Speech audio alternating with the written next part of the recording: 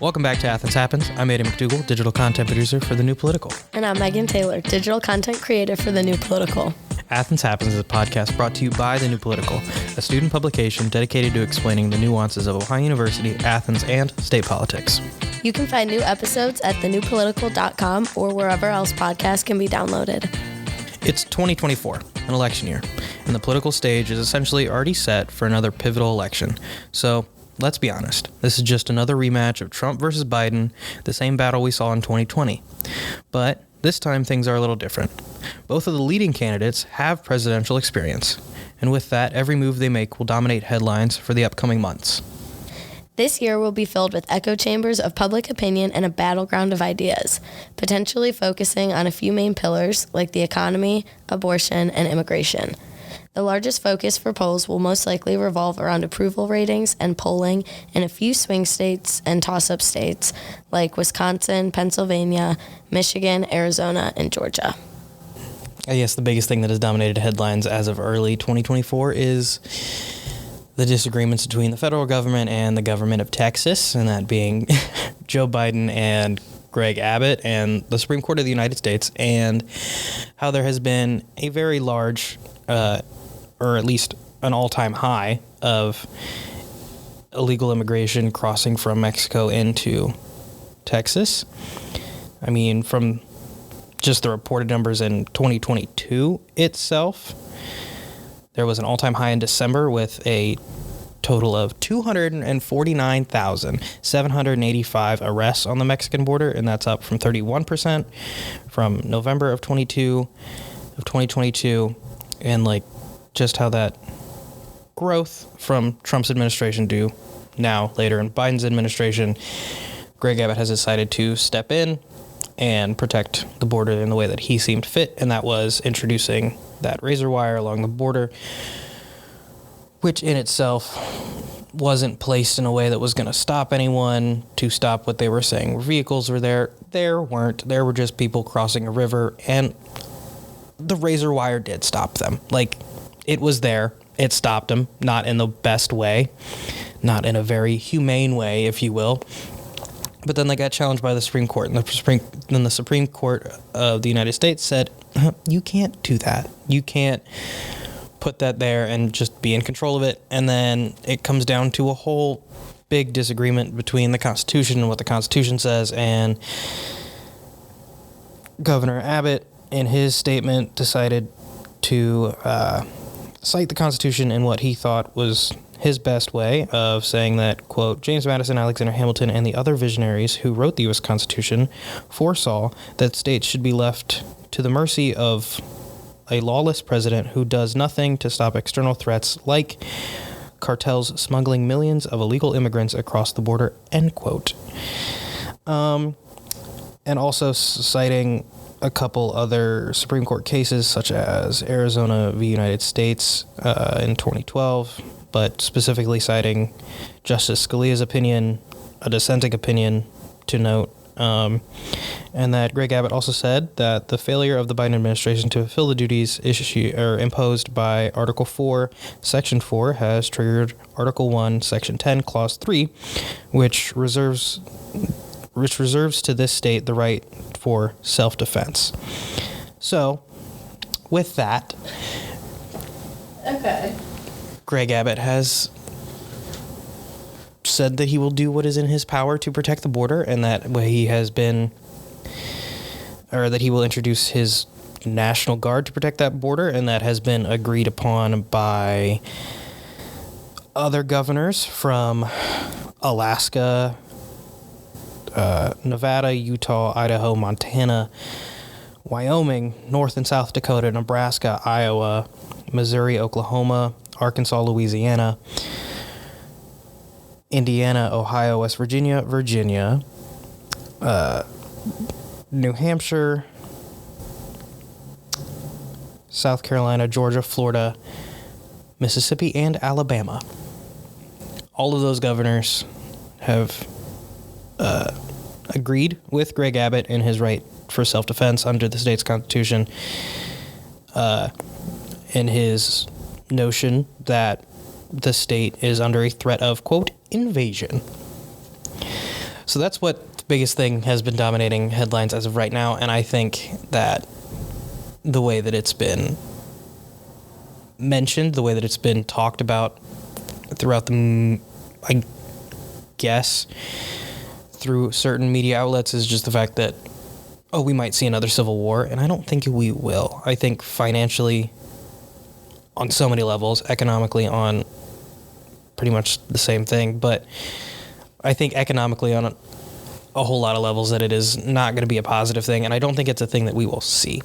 I think it's just a fun little strong arm thing of like, hey, I have the power to do this from Greg Abbott, and then Biden just being the way that he is and just go, man, don't do that. And I think that it's not going to play out well for voters in the way that they see it and the way that they still want to protect our border from illegal immigration from Mexico. But again, that becomes a party issue, which I think is where we're kind of at right now, of the whole view on it, of like if it's good or bad, and I think that has some influence on polling as of right now. But again, that I'll say forever is polling doesn't win elections. It's just how you campaign, and it's how you fight and stand for the issues that you believe in. But again, it's politics on a national level, so half of it is just not real. Half of it is just lying and poking fun at things that you say you're going to do and never fulfill your promises, because welcome to national politics. Well, do you think we'll see a civil war? No, I don't think it will cause a civil war. I don't think it's going to escalate that much, and especially it being an election year for Joe Biden, I think he would probably look for a solution somewhere in the middle. That'd be crazy, because all the states that would join Texas would be all the states that would win a civil war. Yeah. And all the states that don't join, That's why I think it's a big party issue. Yeah, I think it's a party issue, but I think that at the end of the day, Joe Biden and Greg Abbott will both realize what's at stake here, especially for President Biden and it being a re-election year. So I think that there will be some solution or something that's going on that'll stop it from escalating to that bad.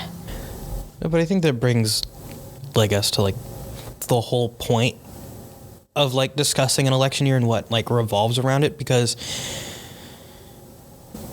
I feel like if it's just an off year, if it's just 2022, I don't think we would have a whole back and forth between the state of Texas and President Biden battle of a potential civil war. I think it's because it's an election year. That is the whole reason we're seeing it. It's the whole reason it's just going to get told over and over throughout larger media outlets, and the way that it's just going to be essentially blown out of proportion, the way that every single thing is that happens with an election year. That is why every single time you're going to turn on a TV, for the ones that still watch mainstream TV or mainstream media outlets, it's just going to be something major political that has very little significance or very small chance of taking off.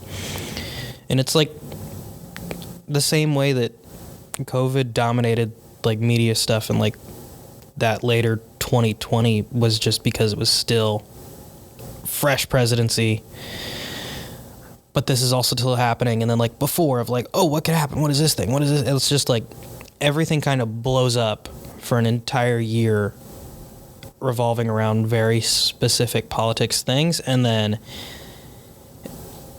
right after it happens, it just kind of dies off.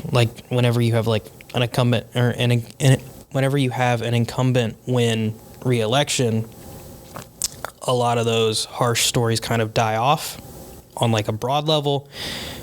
Granted, specific outlets will still focus on those hard-hitting things, essentially ones that are on the opposite political spectrum are going to focus on those hard-hitting stories, while the ones that probably align with the presiding or the sitting president probably won't. Like, they're just going to gloss over them and be like, well, that happened, but also this.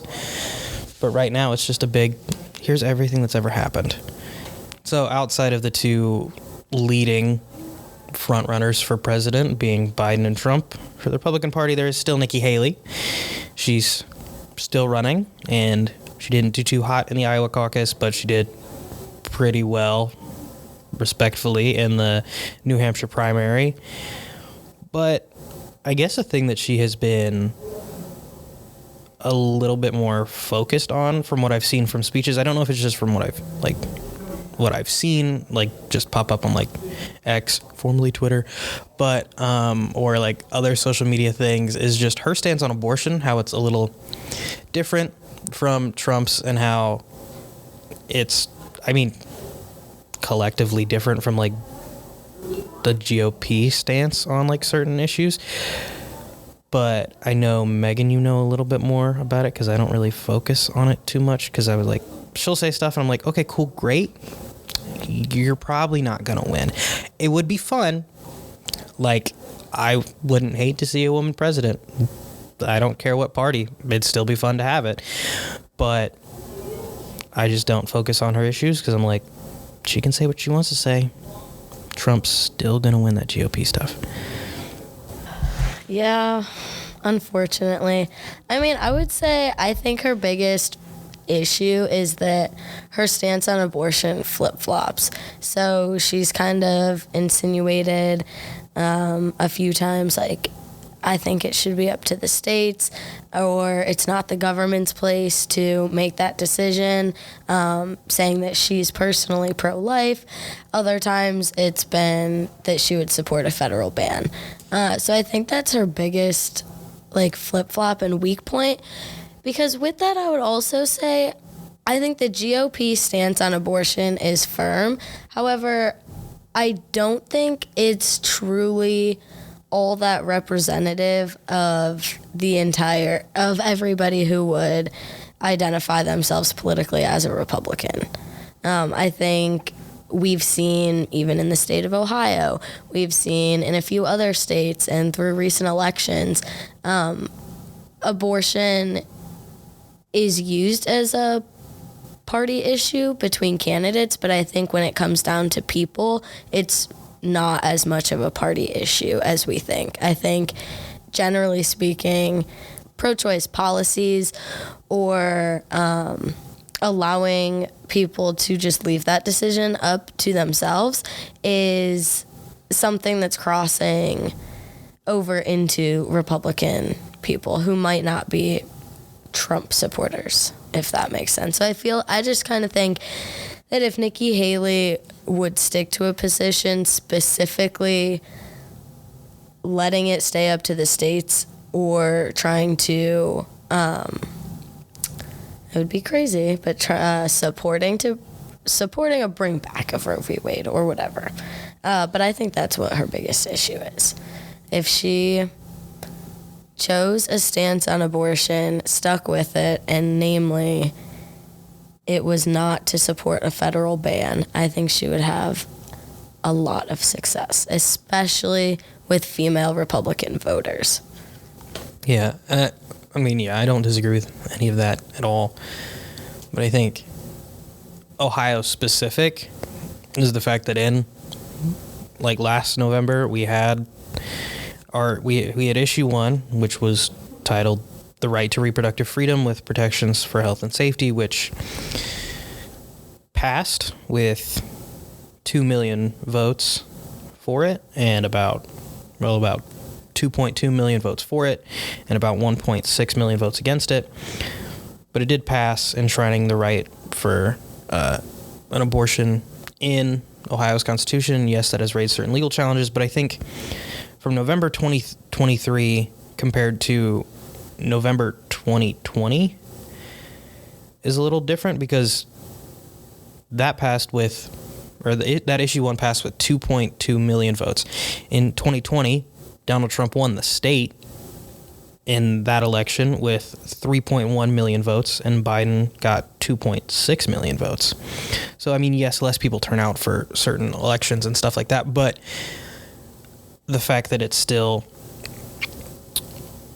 is a choice that was up to the people and made in that way, I think shows a little bit more than just, I mean, I think that it is a more personal issue now than it is more of a party issue, I think, because, I mean, the way that I see it, it comes exactly down to the person who is having an abortion, who wants to have one or doesn't want to have one, whoever is pregnant and feels the need to seek reproductive care in the way that they feel is fit, not being told by someone else, hey, you have to do this with that.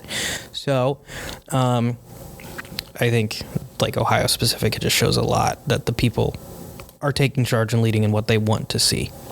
I think something else we can see with it is almost just, and I could be way off base, but just that reproductive rights and abortion is an issue that's quickly fading. Like, we had Roe v. Wade. There were groups of people who didn't support it, but for the most part, you know, it stayed intact for X amount of years. And then it was overturned 2 summers ago. And now states like Ohio, yes, a swing state, but a Trump state, we're deciding, like, no, we want to protect abortion. We want to protect reproductive freedom. And you're seeing that also in other red states or other swing states. So I think it's just an issue. It's becoming less of Republican, Democrat, and more so a lot of people want to protect that right, and a small group or a smaller group of people, not the entire Republican Party itself. Or, you know, it's not making any sense. Anyways, I think that the issue itself is such a hot topic, but it doesn't need to be, and people are starting to realize that. Republican states are wanting to enshrine that right. So I just think in that sense, it would actually gain support if Nikki Haley was a Republican candidate who was in support of just not the federal ban. I think just not supporting a federal ban would do measures.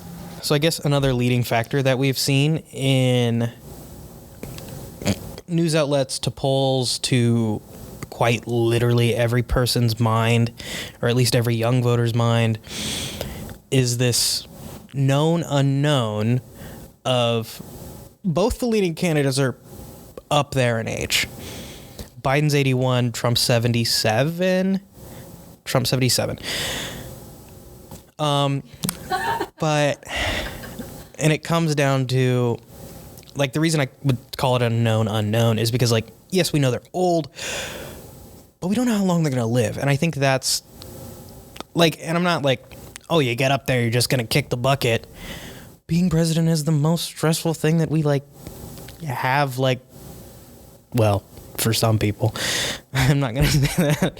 I mean, being president is a very exerting and stressful job. I mean, you're the most powerful you're the most powerful person in the free world, and to have that job is a lot. But to go through 4 more years of a job like that for someone who is 81, you don't know. Like, you don't know what can be brewing in the body, like, health-wise at that point. Because, I mean, if something's going wrong, you're not going to sit there and tell the whole American public that, hey, this man, he ain't doing too hot. Like, I mean, it might come up if he has to go to some hospital, and then people are going to freak out. Like, it's not a whole broadcasted thing. They're just like, oh, I guess this happens. And they're not going to give you full details, because the moment you give full details, some other country is going to be like, well, I guess they're a little weak right now. It's definitely something that I think voters are thinking about coming up to the election. Who is each candidate running with their vice president, I think, is something that's going to matter a lot here just because of their age, you know. It'll definitely be a factor, I think, in the back of voters' minds, if not at the forefront of when people are deciding which candidate they're going to support.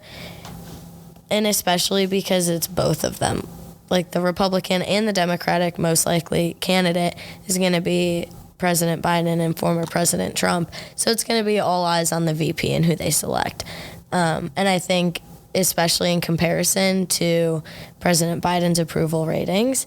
Vice President Harris has not had as much approval or support from the people, so that'll be important. But it'll be equally as important to look at who former President Trump chooses, because we know it won't be former VP Mike Pence. So, I mean, has he announced No. who it'll be? No. So No, I don't think it's been said yet. I mean, there's been guesses of like it could be this or that, but I think, I mean, that's another thing that's just gonna, like, I mean, just talking about it is just gonna be a thing that is going to be at the forefront of headlines for weeks until it's announced, of like, who's Trump gonna pick? Who's Trump gonna pick? Is he gonna do this one? Is he gonna do this one? Like, that's gonna just be a big thing that we're gonna see, and just not, and it's just gonna gloss over all these other stories that are happening in the world right now and every other thing that happens, because our focus in a country that has quite literally like the longest election season in the world, that's just what we focus on. We focus on all of that collectively. And I think another thing that you brought up, which is an important factor, is like those approval ratings and disapproval ratings, is like how much does the general public like the person that's in office? How much do they like the person that's running?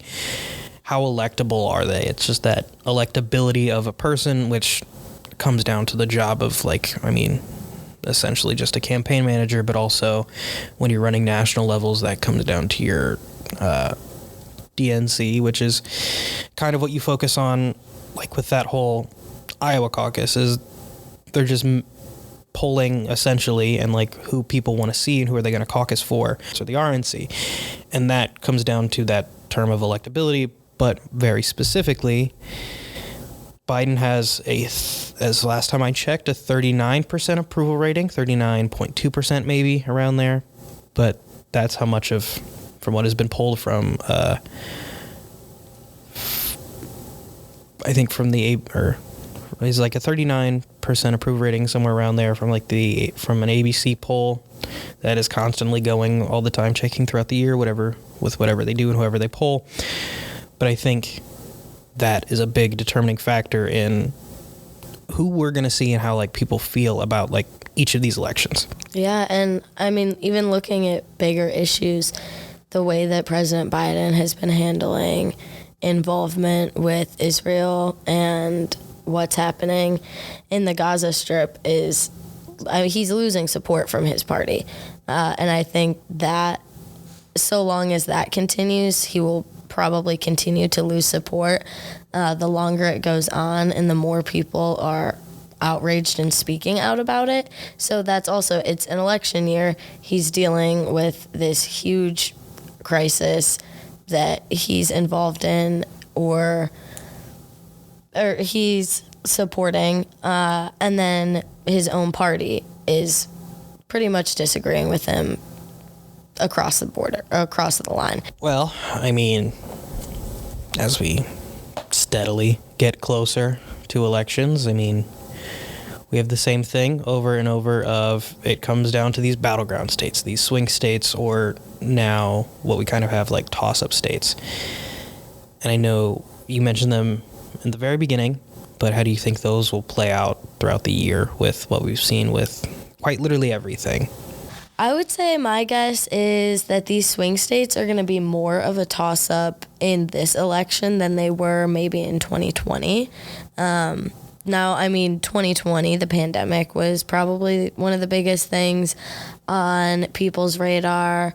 The spike for support in the Black Lives Movement was a huge aspect of how people decided in that election. And then I think for now, it's probably coming down to things like abortion and probably support for Joe Biden and his involvement with Israel are big things. And obviously we don't know what else is going to unfold this year.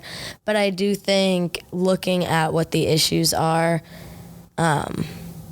this year compared to 2020, I think there's a greater chance that some of the swing states will flip from what we've seen maybe in 2020 and in 2016. Ohio specifically, I think is still going to be a Trump state. I mean, we saw when it was up for governor, the Democratic candidate, Nan Whaley, barely held up against the Republican incumbent, Mike DeWine. And although Ohioans just voted to enshrine abortion rights and legalize marijuana, and those things are being challenged by Mike DeWine, I don't think it's a big enough issue or concern for Ohio voters that would be the determining factor, if that makes any sense. So I do think that Ohio will remain probably voting for Trump. I wouldn't anticipate Ohio going blue, but I think there's a chance with some of the other states, especially the same states that we were talking about earlier, which have generally gone Republican, but in some way enshrined the right to choose or some form of protection on reproductive freedom. See, I don't want to seem too jumpy, but since we were talking about Ohio in the previous election that we had, at least the 2022 election, I think it's important to note how, like, when Senator Portman stepped down, then there was the race between Tim Ryan and J.D. Vance, and J.D. Vance won it. And now, but I guess is the Senate race that's in Ohio right now for 2024 is you have Sherrod Brown for the Democratic Party, but then you have Matt Dolan, Frank LaRose, and Bernie Moreno in the Republican Party running for it. And as of right now, Ohio is a very Republican-led state. I mean, we have a Republican governor, Republican House, Republican Senate, and Republican Chief Justice. But then the only thing that we're pretty much split on is our federal Senate seats. Is we have, as of right now, one Democrat, one Republican. I think after 2024 we might stay the same, might be different. I don't know. I haven't looked into that as much. But I think that's also a leading factor into how Ohio is going to play out for the presidential election. But I still think no matter what, I think Ohio is going to stay a red state. I don't think we're going to just flip blue based off everything we've seen.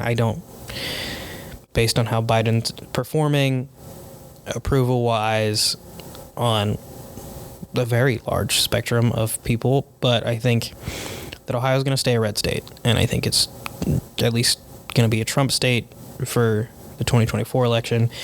And I think that's going to stay the same for a lot of the battleground states that we saw in the 2020 election. I think if they were Trump states then, they're probably going to be Trump states now. I don't think we're going to see anything crazy. I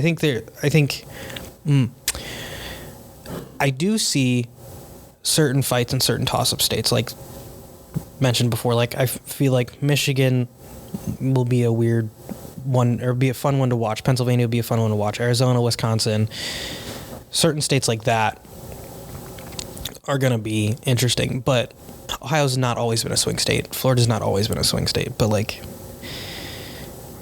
for, like, recent past elections, for, like, states that have been generally considered swing states like Ohio and Florida, I think both of those will stay red. I don't think Florida's turning blue. I don't think Ohio's turning blue. I don't think Texas is turning blue.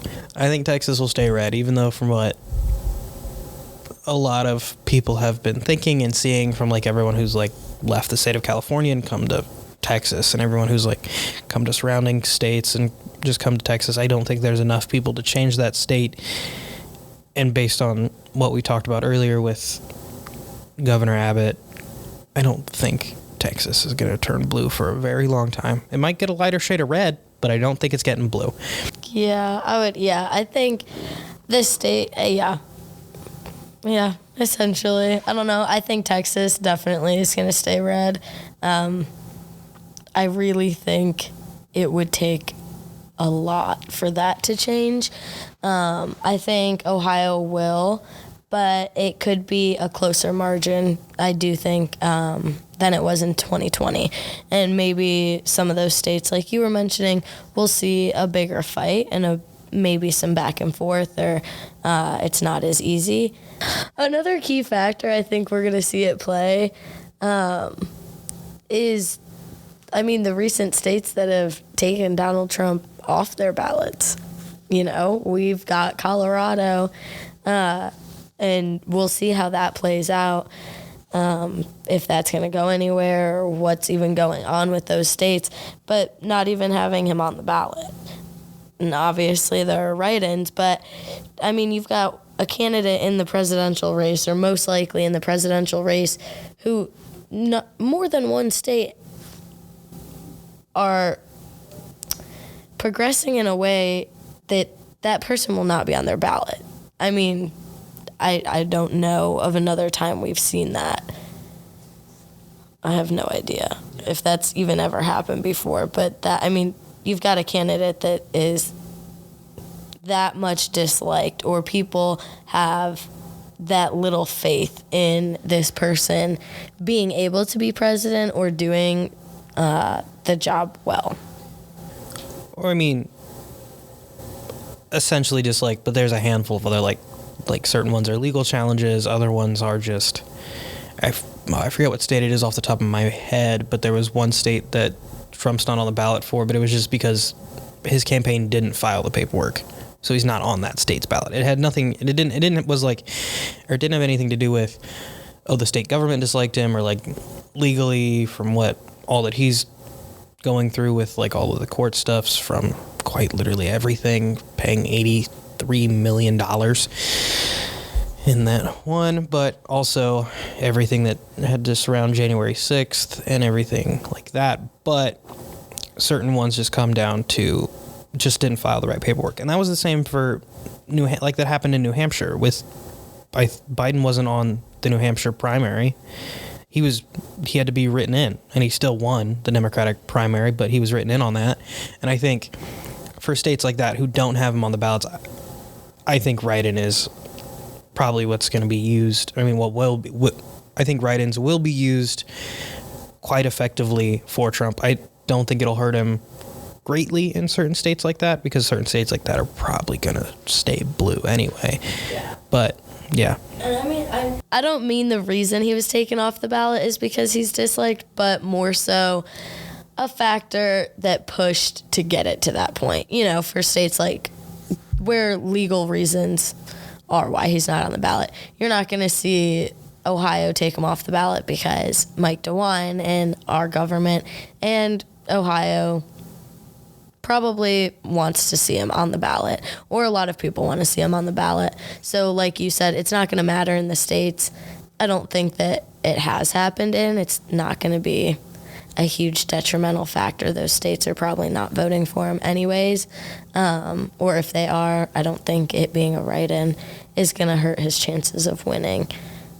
Well, I guess the biggest takeaway that I have for coming into 2024, a lovely pivotal election year, is just, I don't know, I guess the biggest thing is just be not hyper-focused on one media outlet.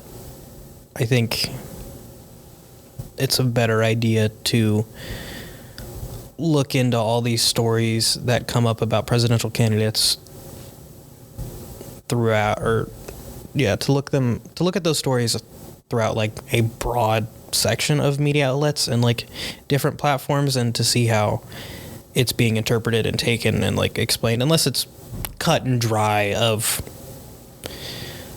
some legal challenge of oh, hey, the court said this is going to happen. That one's a little different. But for everything that we've seen so far, I guess, and we've talked about, it being an election year means everything is focused on very, very heavily. And I think just broadening your view on certain media outlets is probably a better thing to stay the most informed. Yeah, I would agree. I mean, the spotlight is definitely on all the candidates who are running. The spotlight's going to be on them. We know that the division is already heightened, and there's a lot of disagreement, and I don't see that settling down. I see it only getting bigger, so 100%